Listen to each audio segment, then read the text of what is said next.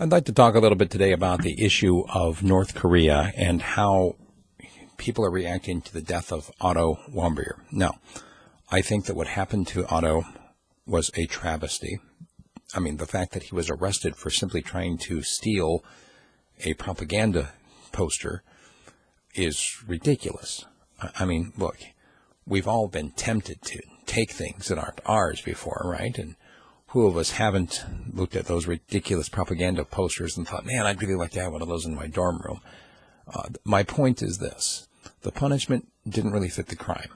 And most people recognize that. The fact that he was sentenced to so many years and that he was treated so badly, and whether you accept the North Korean version that he got, what was it, food poisoning, botulism, something, and that they gave him a sleeping pill to help with his pain, and he just never woke up from that. Or if you believe the family saying, no, it's obvious he was tortured, he's got severe neurological damage, and then, of course, then he died. The point is, none of us were there when it happened. All of us look at the situation and can see clearly, because it's North Korea, oh, that punishment didn't fit that crime.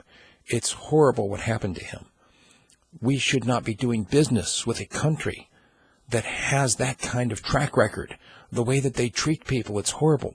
Well, let me just flip things for a moment, because right here in this country, in the United States of America, you can get arrested for any number of minor things like that. And we're talking about whether it is a traffic violation or a drug. I mean, let's say you have some forbidden plant in your possession. You can end up facing a prison sentence that is far beyond what Otto got. Now, I'm not going to be pointing fingers at any particular agencies.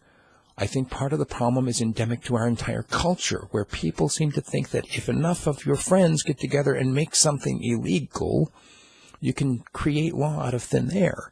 And you can take something that's neither right nor wrong and make it wrong by virtue of the fact that your friends decided it was wrong. I think that's a problem. We've become disconnected from the individual's ability to decide for themselves and to act in accordance with their conscience, and made it all about, well, what does the authority say I can do?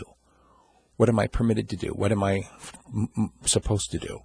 What am I forced to do? Look at how many things you have to buy now, from whether you're talking medical insurance or car insurance or whatever else. You are required to purchase from somebody, and if you don't have it, you get sent to jail. I mean, look, any minor incident can become a major incident if you simply sass off. You can be accused of resisting arrest, and you can end up getting beaten and in worse shape than Otto Warmbier.